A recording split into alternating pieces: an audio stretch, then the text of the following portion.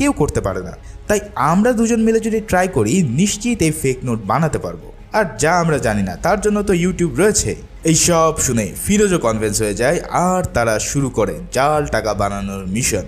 ইতিমধ্যে সানি পুরো নোটের উপর রিসার্চ করে ফেলেছে। 2006 সালের নভেম্বর মাসে ভারত সরকার 500 ও 1000 টাকার নোট ডিমনিটাইজ করে এক নতুন 500 ও 2000 টাকার নোট বাজারে ছাড়ে। আগের নোটের চেয়ে এই নতুন ডিজাইনের নোটে তারা হিউজ ডিজাইনের পরিবর্তন করে এবং সিকিউরিটি ফিচার অ্যাড করে। ডিজাইনের মাঝখানে রয়েছে মহাত্মা গান্ধীর পেন্টিং পোর্ট্রেট, ডান দিকে সেম পোর্ট্রেটের ইলেকট্রোটাইপ ওয়াটারমার্ক। এছাড়াও এখানে আছে কালার শিফটিং সিকিউরিটি থ্রেড আর নিচে আছে কালার চেঞ্জিং কালিতে 500 রুপি লেখা। এর বাইরেও রয়েছে মাইক্রো লেটারের অসংখ্য ডিজাইন। গান্ধীজির কলারে রয়েছে ভারত ইন্ডিয়া লেখা মাইক্রো লেটার, যা হাই রেজলিউশন স্ক্যানার দিয়েও কপি করা সম্ভব না। কোনো ধরনের পূর্ব অভিজ্ঞতা ছাড়া এমন ডিজাইন করা যেন তেন কথা না, কিন্তু তাই বলে অসম্ভব না।